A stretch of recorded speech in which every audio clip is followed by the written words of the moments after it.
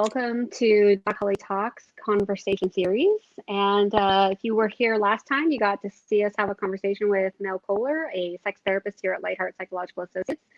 And today we have another very special guest, Heather Catherall, who is a weight management and lifestyle health coach. And so we're very happy to have her here. And I think we're going to take a few minutes just to let the live viewers here get a few minutes to get them on and able to watch the beginning of our conversation. And before we start, I just want to remind everybody that I'm a psychologist. I'm the owner of Lightheart Psychological Associates and have this video series called Doc Holley Talks. And our latest is this Doc Holley Talks conversation series where we're talking to professionals of all different kinds who can bring really valuable insight into our lives.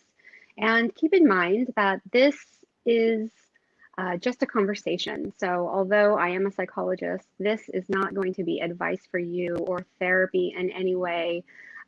So keep this in mind when you're listening today. And if for any reason you feel like you do want to talk to a professional therapist about any of these issues or any things that come up for you while you're listening to our interview today, feel free to contact us at lightheartassociates.com to request an appointment for someone to talk to. We are accepting new clients these days for therapy, medication, and for psychological assessment. So also, if you are really in urgent need and you can't wait for an appointment, the best thing for you to do is to call a local crisis line or call 911 for help. So keeping that in mind, let's go ahead and dive into our conversation today with health coach Heather Catherall. Hi, Heather. Hi, Holley. How are you today, Holley? Doing pretty good. I'm enjoying the sun. I'm glad It's a sunny day out there. Beautiful. I'd like you to go ahead and introduce yourself to us. Tell us a little bit about what you do. Sure. So my name is Heather Catherall, and for the last 5 years, I've been the co-owner of a clinic called Eastside Weight and Wellness, and we now have 5 locations. We are authorized Ideal Protein clinics, and Ideal Protein is a weight loss protocol. It focuses on meal replacements. It is ketogenic, but the highlight of our program is our weekly one-on-one coaching. So we meet with our clients each week for 30 minutes. And I think in those sessions is where we make a lot of progress with our clients to individualize the program, to help them with their struggles and challenges along the way. And then we also help people after they've met their weight loss goals to move into a very comprehensive maintenance program.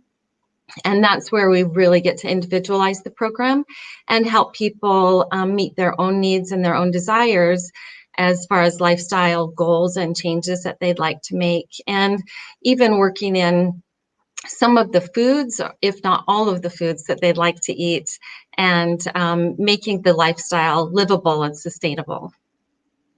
Yeah, so I would just like everyone to know that I know Heather because I did the Ideal Protein protocol, and Heather was my coach. So, we have had so many excellent conversations during the time when you were my coach that I just knew that this would be a really valuable conversation for everyone else out there who listens to these Doc Holley Talks videos. And the thing that I'm really hoping to focus on with you today is to talk a little bit more about that maintenance period of time. And I know that when you and I've talked, it's really valuable for people who are experiencing significant overweight or significant health problems related to weight or dietary choices or lifestyle choices, that they have some kind of program like this Ideal Protein program or any other kind of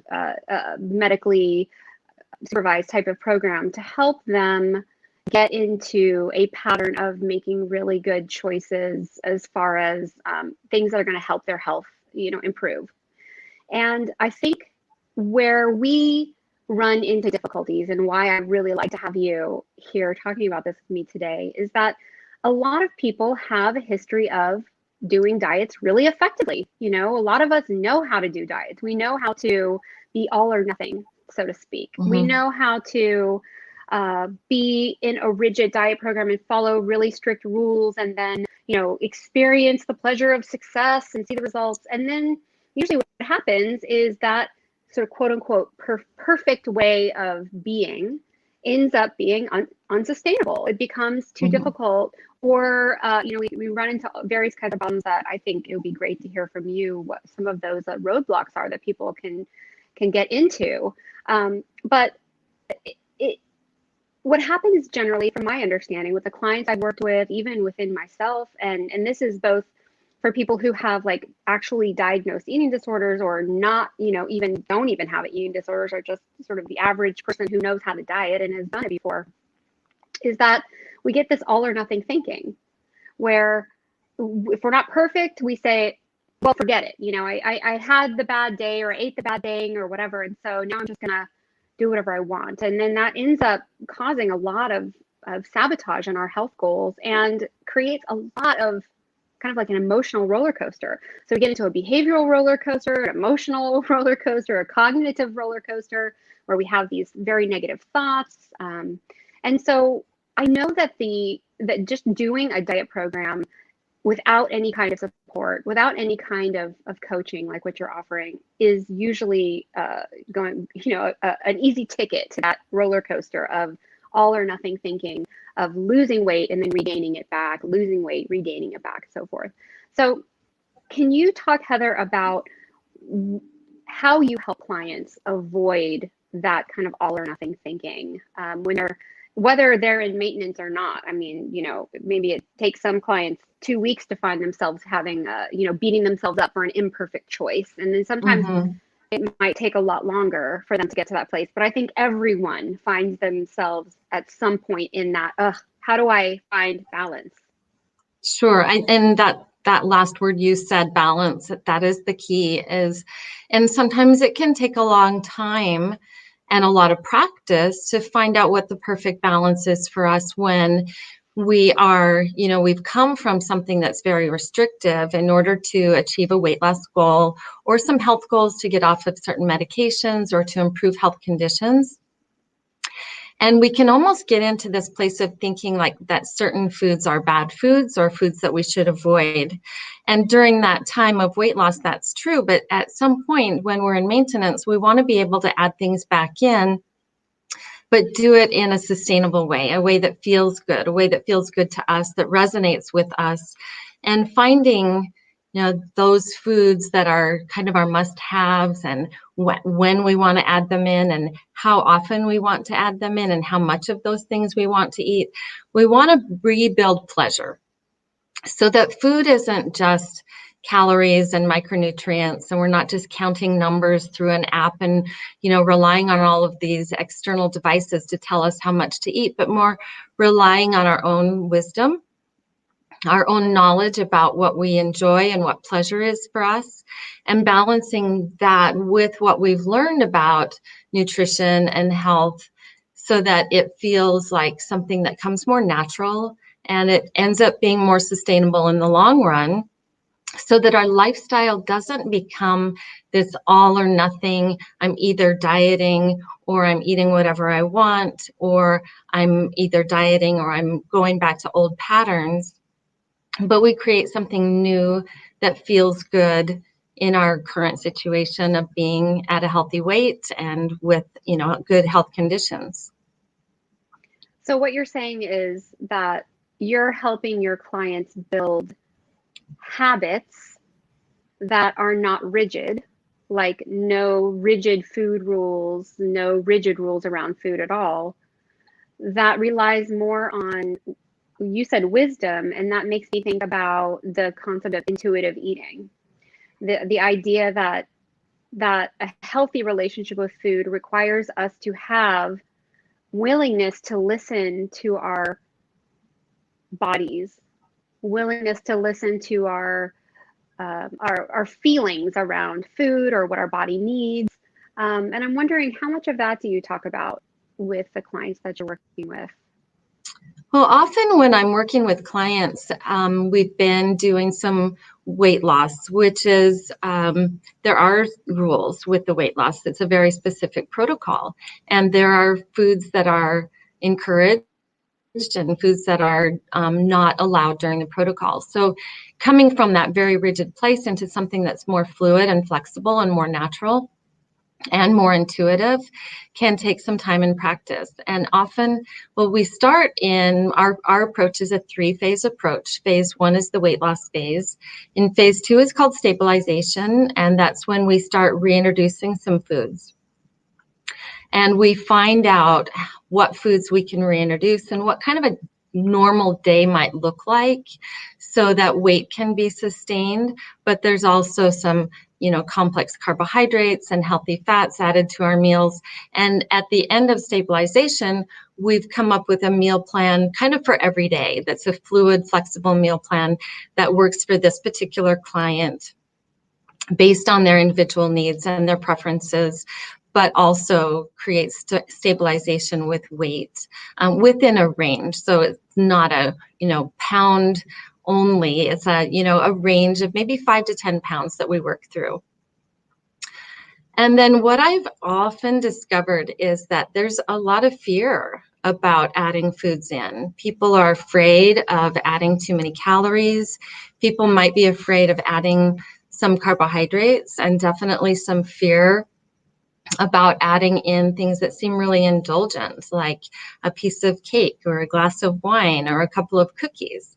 And so as we move into maintenance, one thing that I encourage my clients to do is give themselves an indulgence, plan it, schedule it, and then understand that they can enjoy indulgences and have some pleasurable foods back in their life without any consequences. And we are also at the same time monitoring weight. We're adding in some exercise and maybe some other lifestyle habits that help with weight maintenance, but learning that it's okay to have some foods for pure pleasure without health consequences. And then a client might begin to develop trust with themselves to be able to make those decisions, to add foods in, and to know that everything's going to be fine, that their weight will stabilize, that they're not going to cause an overindulgence by eating more than they wanted to eat or more than they expected to eat. By giving permission, it becomes okay to go ahead and have some. And so there's none of that shame that might cause overeating of that certain food.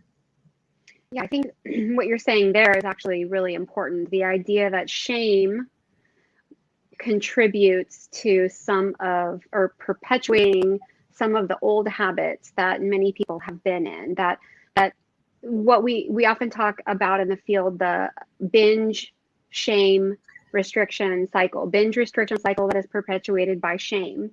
And I know that if you have clients who have any history of binge eating, then the shame is going to be a factor involved in that. And I know that shame has got to be coming up when they get into that place of testing out eating indulgences, maybe eating foods that used to be a binge trigger food for someone. How if they're going to allow themselves to have a couple of cookies, I imagine you may have a client who comes into your office who says, well, I actually had a binge. Like, I got triggered. I ate the whole bag of cookies, or I ate the entire sleeve of, Girl Scout cookies or whatever. So, and they may, I imagine that shame is also contributing to anxiety and fear about coming to your office, about getting on the scale, about seeing the number. And so I'm curious, how do you help clients overcome that shame, that fear? What do you say to them to get you back in the office? I think the most important message for people to hear is that, first of all, it's normal to want foods that taste really good, like a whole sleeve of Girl Scout cookies. They're delicious. They're a wonderful treat. By eliminating the shame from eating a couple of cookies, that might stop that cycle of the shame, the binge, and then the restriction by saying yes to a certain amount of food or yes to an occasional treat.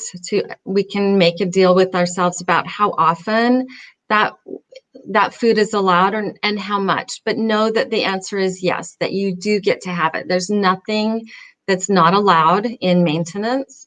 And so being able to say yes without the guilt and without the shame can take away from that cycle of binging. And that for sure has happened, Holly. I've seen even during phase 1, I've seen it during phase 2, during phase 3, I've seen it. And also know that it's normal for all people to have an occasional binge, that might happen because we open a bag of something and we eat a few bites of it, and then we don't want it there to tempt us tomorrow. So we finish it just to get rid of it so that it's not a temptation the next day. There's all kinds of reasons why that can happen, but I think that shame is probably the most common. And so we work really hard to talk about the pleasure of eating, finding joy in food, but also finding other ways to comfort ourselves that are not food related so that we can, begin to make that cycle happen less and less frequently. I think that's a really important point also, that I think individuals who have a history of using food to comfort themselves, which can lead to being overweight and having health complications, that the idea of developing new and a variety of ways to feel pleasure, to celebrate, to comfort oneself when there's painful emotion there, for example, that seems really key. I'm wondering if you have any things you can tell us that are typical ways that you recommend clients celebrate or comfort themselves besides just food. Well, the first thing I ask is how people have been able to comfort themselves in the past, because if they have their own methods of comforting themselves that are not food related, those are the best. By me offering suggestions, then they might be using someone else's tool bag. So drawing on your own bag of tools for those times when you need to comfort yourself. Everybody has ways that are non-food related that they may have turned to at some point or another, and that might be, a bath, a walk, talking with a friend, taking a nap, taking a break from a stressful situation. Even little things like playing music, lighting a candle can create a sense of comfort. That, breathing deeply, all kinds of ways to comfort yourself. Yeah, some others that come to mind hearing you talk are like if you have a hobby, engaging in that hobby. Like if you like to take care of your plants, or if you like to knit, or if you like to paint. Some people might even take pleasure from things like cleaning. I don't know, like attacking that junk drawer. Yeah, any sort of distraction. Those are distractions, and sometimes they keep us busy, and they can be pleasurable because you accomplish something in the process of cleaning out a junk drawer or creating something with your hands. Those are certainly good ideas. So another topic that came up earlier in the conversation I wanted to come back to was the idea of, of not necessarily rewards, but, what was the word? Some way to measure progress or success, right? So if you are having people come into the office during your coaching sessions, and one of the things that you're doing is having them step on the scale, I know that can be very triggering and upsetting for some people if they're anticipating it being, going in quote unquote the wrong direction. And so I know you have like a strong focus with your clients of focusing on other things besides just the weight. So what other kinds of things are you measuring with people, and what other ways can we measure progress? So progress can be measured in all kinds of ways. When people are reluctant to step on the scale, often that means that there was maybe one or two things that in their mind went wrong during the week. So sometimes the conversation will even start with, I had a really bad week, or I was bad yesterday. Those are phrases that I hear frequently.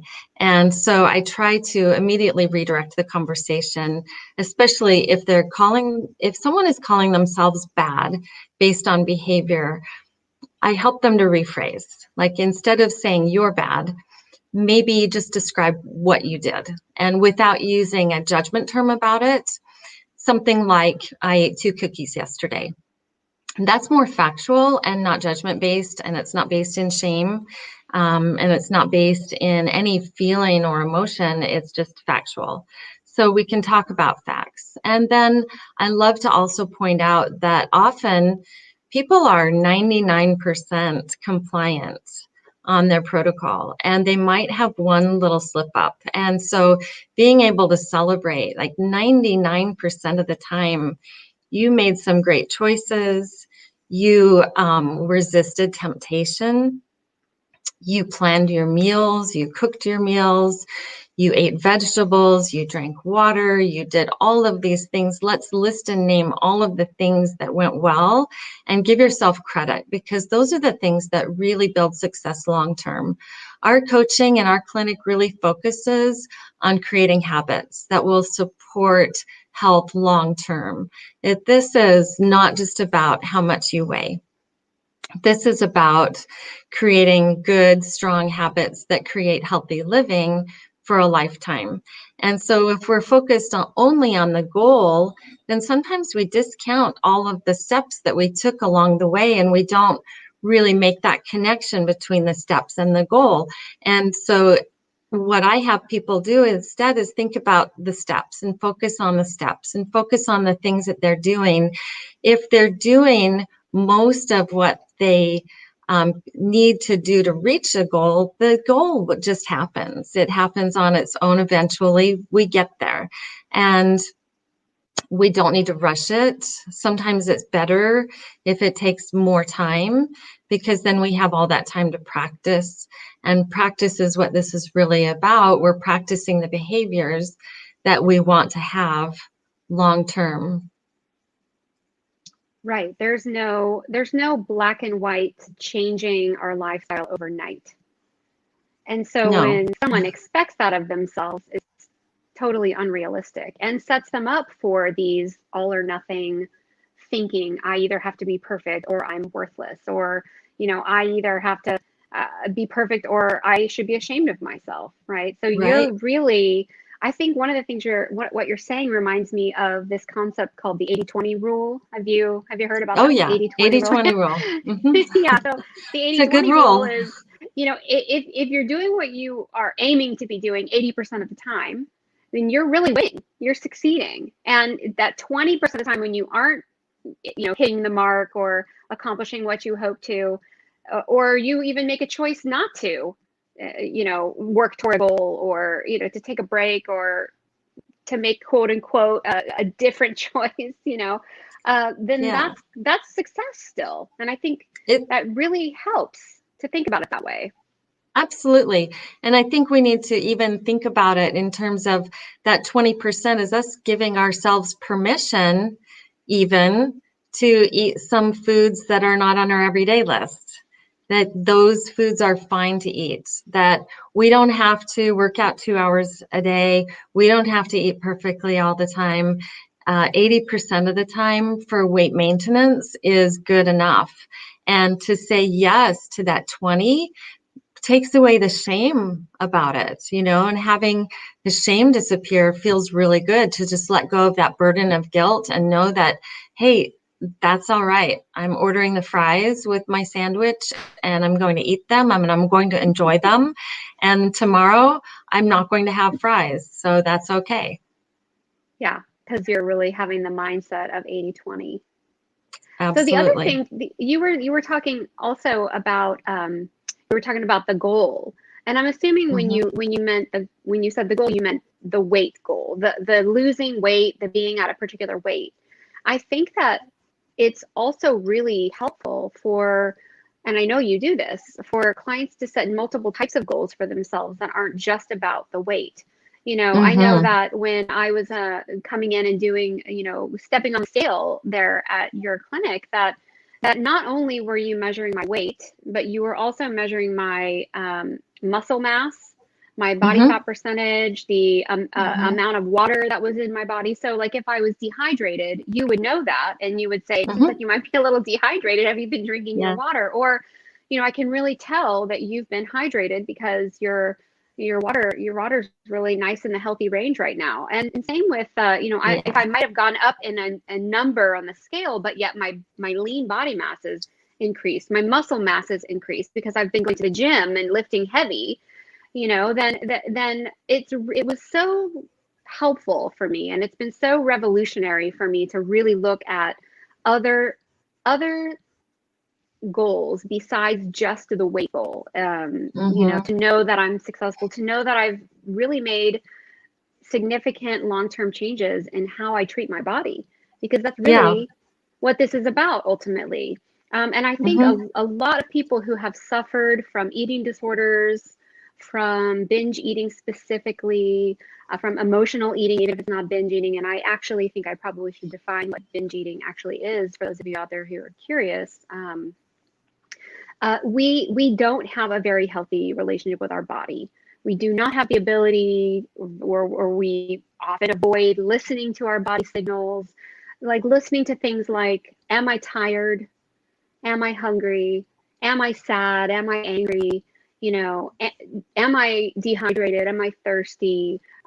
Do I need to take a nap? Do I need to take a break? Do I need to get up and move? Do I need to take a walk? Like, even the need for movement is something that is there, that our body will tell us. If we're feeling achy and stiff, feeling bored, restless, and that sometimes can mean it's time to get up and do something.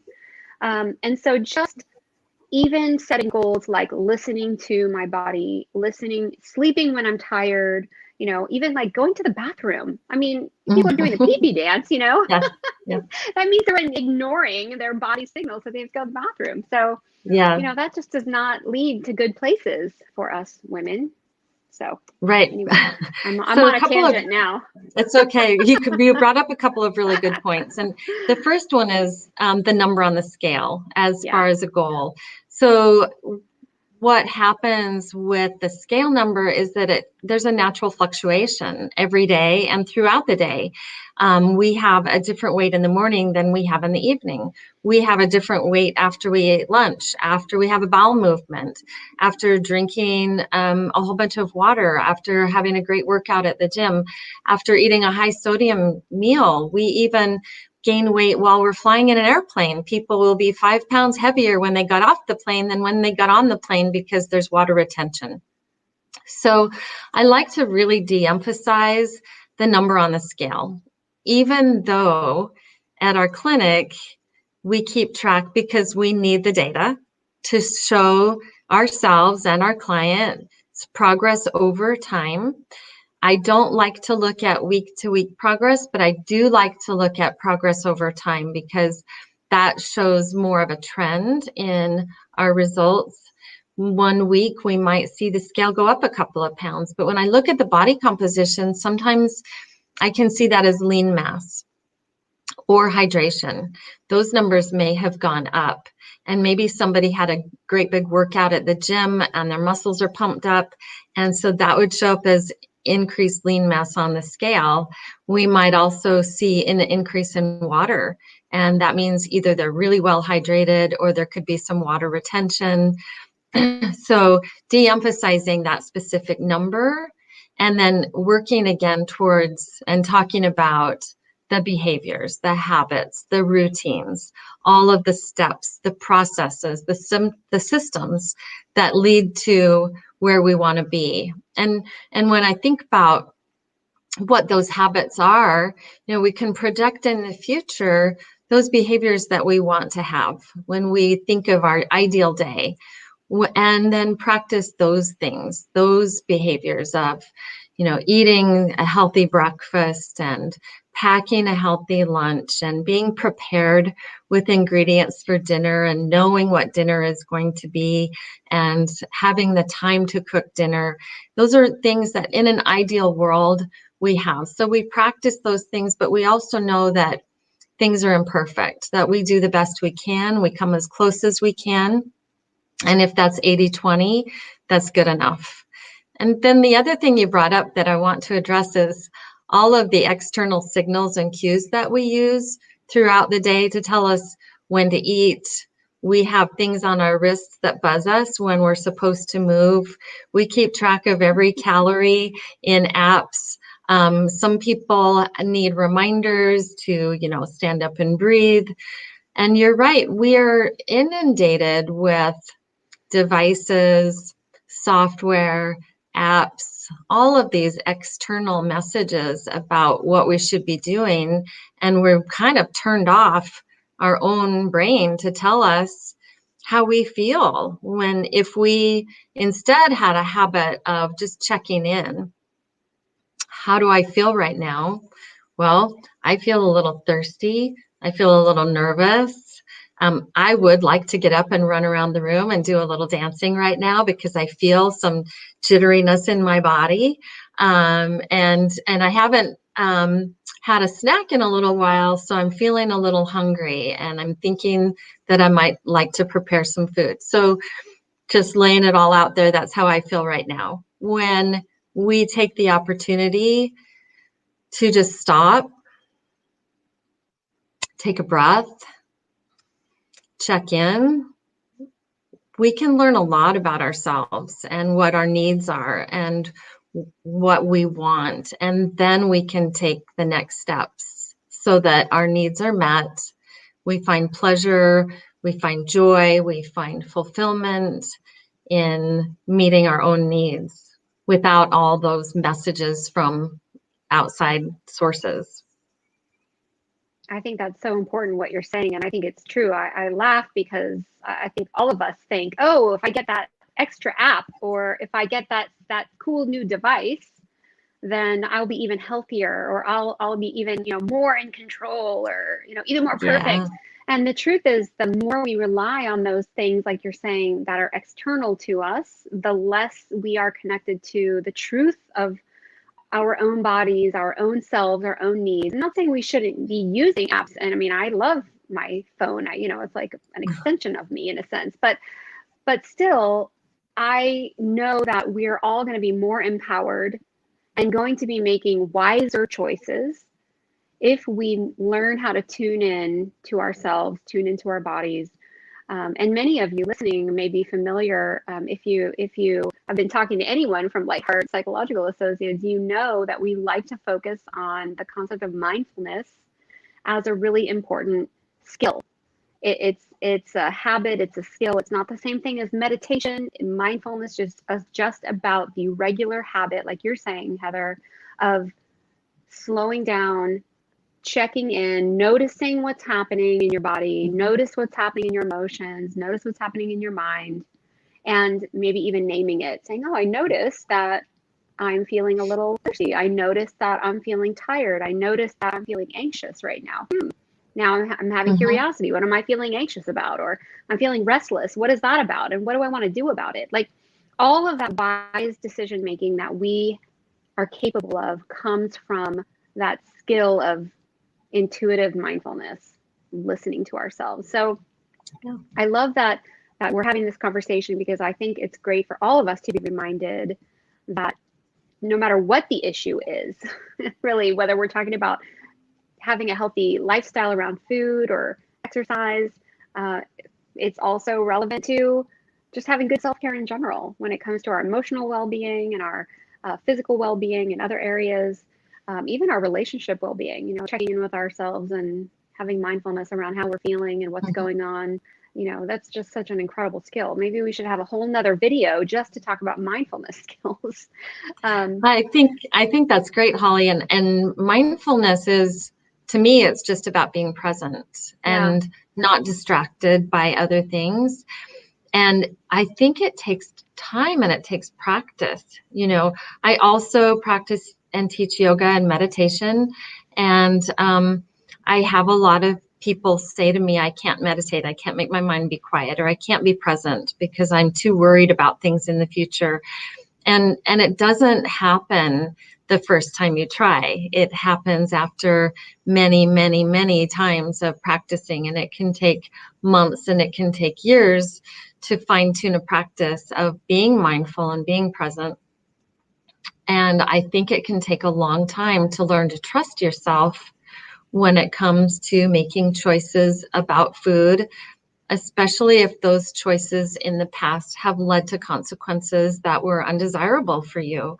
When you go through a period of restriction in order to reset habits and reset behaviors, and perhaps lose some weight or get off medications or reach some goal that is off the scale, then having that reset period kind of eliminates some of the old patterns and makes room for new, and makes room for us to be able to learn to eventually trust ourselves. And often what we need during that time are some guidelines and some structure, and maybe some rules that we can loosen up over time once we've tried to incorporate certain behaviors or activities or adding foods in.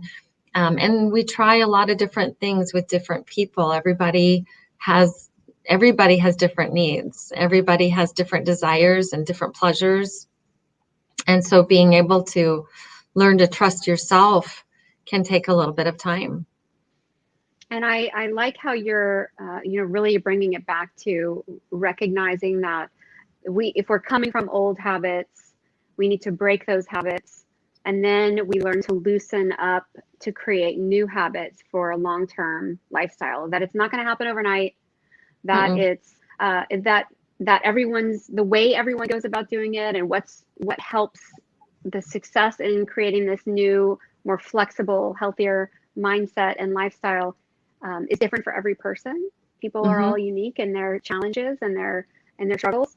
And so I think I would just like to remind everyone that the opportunity to work with a health coach like you to help navigate those difficult times, not just the sort of getting into starting a new program, which I think some people have less difficulty with that. It's in my opinion, from what I've seen, it's even more difficult when it gets to that place where it's time to rely on, making decisions, living in the 80-20 rule, finding pleasure in food again that doesn't lead to bad habits, and all these other kinds of nuanced new skills that people develop. Having a coach like you, who really is an expert in this area, I think is super valuable. I also, will plug that therapy is a great place to be processing because when you start really facing those demons of perfectionism and shame and, a really tumultuous relationship with food or with your body, therapy is a really valuable place to be talking about how to overcome those, how to challenge those, oftentimes a cognitive behavioral approach to the way we think about our bodies and think about food and the decisions that we make behaviorally. But also, there's the DBT approach, which is really that mindfulness-based emotion regulation, distress tolerance skills, and just having that therapeutic relationship, whether it's with therapy or it's with a coach like you, just to have a partner in making change, someone we can trust and talk to about what we're experiencing and get, reflection and feedback, I think is super, super helpful. I think we all need someone to help us through the difficult parts of our lives. I agree. I think when it comes to weight loss and dieting, that many programs are structured enough that they're pretty simple to follow, and people know the rules and they can follow the rules during that weight loss time. And I think the hardest part for people is in maintenance, when there are more choices and where we have more freedoms, and when all foods are allowed again, and where the goal is not weight loss week to week, but the goal is weight maintenance within a range. And so if weight goes up a couple of pounds, that's okay. And so it's easy to let ourselves slip into old patterns of thinking, I did this, my weight went up, and then the shame cycle begins again. And so having a coach or a therapist, and the difference is, as a weight loss coach, we have a very narrow lane, but we use a lot of techniques such as cognitive behavioral therapy to help people understand their own thinking and their own ways that they might sabotage themselves or be helpful to themselves with their own thinking, and how to turn a sabotaging thought into a helpful thought. Those are some of the techniques that we use, but there might be, bigger issues that would be better to be discussed with a therapist. And therapy I think everybody needs a therapist. It helps a lot to have the person to talk to about some of the challenges that we face in life. But you're right. It's maintenance is the hardest part, and it's not usually included in a weight loss program. Right. And it's very rare to be able to have coaching included during maintenance, and to have that support and to have someone to guide you through and to be understanding and supportive instead of shaming when there are things that you might be feeling ashamed of yourself. To have someone say, this is normal and it's okay that you did that, and let's make room for it. If that's something you want in your food plan, let's make a plan, let's make room for it so that it becomes allowed. It's a yes instead of a no. Yeah, I really think that that's key, what you're saying, Heather. And I think, just for the record, you're very good at this. You're very good at helping people restructure their thinking, and have a more helpful perspective. And you are probably one of the least shaming people when it comes to having someone come into your office and having had a bad day, or or if their weight goes up or whatever. I mean, I think that really takes your business and your coaching to the next level, for the people who are experiencing those difficulties who come into your office. So I really want to thank you for what you do. And also, I know we're getting, along in the time here. We've been talking for a long time, and we probably could keep going forever and ever, but I'm wondering if there are any questions or comments that you see, because I know you can see them. I can't. I haven't seen, I saw a yay comment come through. Okay. I didn't see any questions. Okay. No comments. Okay. So, okay. Well, yeah. you never know. We might get some more after the fact. People have been, if they've been listening, or if they catch some clips from this video, or watch it in its entirety in the future, then you never know. We might get some questions. So I'll let you know if there is anything that we can kind of come back to in maybe a future episode, or, in writing. But I do want to just say thank you so much for being here today and talking with me about your practice and about your coaching, your perspective, and for helping me and all of those people out there who are, have this history of struggling with dieting and looking to make permanent, healthy lifestyle changes that involve, healthy mindset and healthy reactions and reflections when it comes to food and weight and body and all of that kind of stuff.